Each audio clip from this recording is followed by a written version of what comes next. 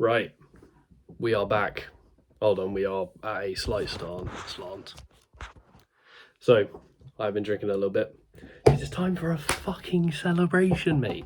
After, I think it's 8 years. Might be longer, might be less. Who knows? Logic is finally fucking releasing Ultra 85. Fucking finally. I should probably cut out those words. Yeah, we're gonna cut that out. I'm recording this before listening to the album, because what I'm going to do this time is I'm recording the intro, then I'm going to listen to the whole thing, make notes throughout, and then speak, give my opinion, whatnot. Yeah, so I think we've actually only got we've got like 3.5 minutes, so we're chilling. Yeah, I'm excited. Let me have a quick little look at the singles that were released before it, because just to sort of jog my memory a little bit. For the most part, I did like them, so I'm very excited for this album. Also been waiting since I was like, this guy has been teasing this album for too long, man. He's taking the piss. So yeah, this is a 8-year-old iPad, so it's taken a little bit of time to load. Here we go. Right. So, well, I mean, I remember this still loading. This is a joke at this point. So here we go. So the first single was Fear, and initially, so it's unlike anything he's done before. Wait, should I just wait for the actual? No, we're going to disagree. It's all right. I hated it to start off with, and now I'm like, yeah, nah, it's decent. It's all right. You know, something new, pretty cool. 40 Forever, absolutely insane. You know, it's some fuck bitches getting money type music, and I'm here for it. I'm going to censor that as well. Deja Vu, a little follow up to Fade Away, one of his better songs, pretty good. Mission Control, not bad as well. Teleport, sorry, I just dropped my AirPod case. That released a few days ago. Quite a fan of that as well. So I am hyped. Right, let's get into it. Right. Well, actually, I'll wait until this is in my ear, because I don't know if it's going to pick it up or not. So, yeah, I need to get new ear protectors for these headphones. They are falling apart. I just want to say, first of all, I'm going to mention something completely unrelated. That song, absolute fucking banger.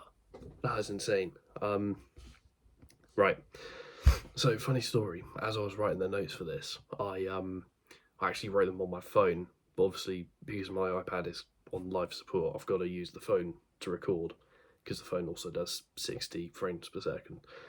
Anyway, I had to copy and paste the notes and send them to the iPad. So now I'm going to read them off of the iPad. So, for the most part, we are doing song by song. But we're skipping a few and the skits, the singles, because I already sort of mentioned them earlier. Right, so the intro song, Paul Rodriguez. I can't talk. I haven't drank that much. I really haven't. Paul Rodriguez. Right. It's a 9-minute long song, and it was so good, it felt like 2. I mean, that's the reaction for the whole album, is it? That's going to be the thumbnail. Right, anyway. I loved the instrumental. It was, so the instrumental stayed the same for 7 minutes. 7 minutes. And I didn't get bored of it. I fucking loved it. I've written here, it's just the vibe. I mean, I've written that quite a lot of times, so I'm going to try and think of some other words to say throughout this video. Yeah, but I remember sort of listening to it, and I'm like, bro, this guy's just constantly rapping. He's rapping. He's going. Is he going to take a break? No, he's going to keep fucking going. Yeah, it was crazy. I mean, I know it's 9 minutes long, but it's the perfect intro to this album. It really was. And then I didn't write a note to remind myself what the beat actually changed to. I just wrote that it was cool. And then there was a skit, and whatever. Yeah, it was cool. Whatever. So, excuse me. So we're going to skip Mission Control and Deja Vu since they were singles, and I already sort of mentioned them, but they were decent. Then we got Glorious Ultra Panavision, which was a skit. Not much to say there. It was just cool, you know. Skits, there's never really much to say for them. It's just cool to have them. And then we got Fear, the album version. Now, Fear did release as a single, so the difference. Actually, I've written here. Before listening to it, I'm assuming the only difference is there's a skit at the end, and I was right. The skit was kind of funny though, so it's pretty cool. Following on from that, we had Favela. Now, chilled instrumental, rapping over it flowed pretty well. It's a nice song, good to listen to. There was some funny wordplay in it as well. I mean, that's how this dude raps anyway, so you know. But it's pretty cool. Following on from that, we had Gardens 3. My sort of main takeaway from that was that the sample, it was kind of funny, but I liked it. Like, it was funny in a good way. I thought I heard background noise, my bad. And then I can't remember what the skit at the end was, but I've written that it was interesting. So take from that what you will. Now, I was actually smiling like throughout this next song, Ghost in the Machine, featuring, I didn't write it down, I can't remember, I think Ake was in it and then some other dude. But bro, this was the one that was this is like the song that was like where the instrumental was teased years ago, like years, and it's been released. Fucking insane. So good. I loved it. Actually, I do have a comment at the end though. Sort of following on from that. Interstellar.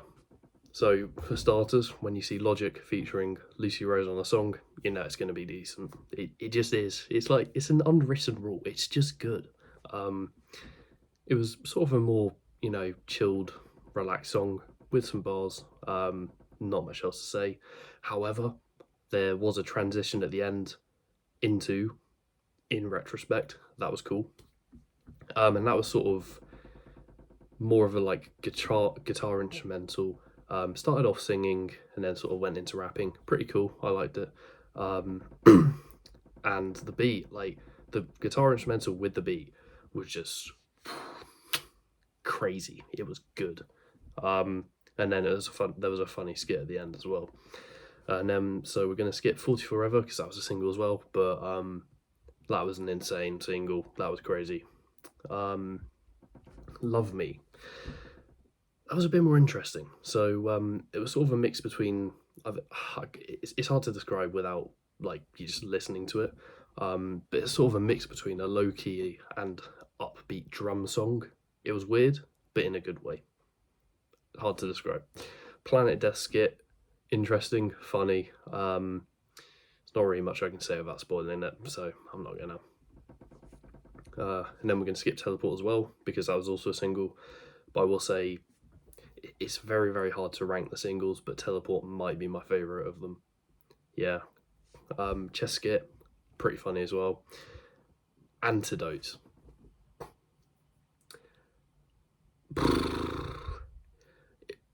Completely sort of new sort of style of song for Logic, and I'm here for it. I loved it. It was crazy. You know, can't say anything more. Once Upon a Time in Hollywood. I've just written here, it's a vibe. Nothing more to say. It's a vibe. Facts. Peace, love, and positivity. Now, I sort of wrote down here, like, I loved the laid back guitar and simple drum beat, and there was an instrumental change, I think maybe after a couple minutes, but at some point in it, and that's pretty cool.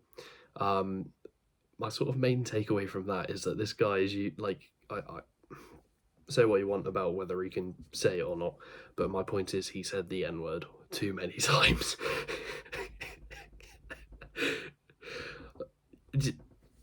Just listen to it. Yeah. City and the Stars. So I've written here, before listening, sequel to City of Stars, because that was like one of the sort of standout songs from Incredible True Story, this is like the prequel to it. That's how, yeah. So I was like, okay, you know, maybe it's like that. It wasn't. Doesn't matter though, because it was still good. I've written I'm going to paraphrase, very chill and vibey. I love it. Doesn't sound a thing like City Stars, but that doesn't matter. You know, it's its own thing. It's pretty cool. And then finally, thank you for believing in me. I mean, it's just a nice sort of outro to the album, really. Yeah, there's not really much else to say there. So my main takeaway was this guy did not release Changes. That is my favourite song of all time, and I need it. Bro, if you're watching this, release it now, or a kid gets kicked out of the fucking window. Right, I'm joking. Or am I? No. I mean, as a whole, great album.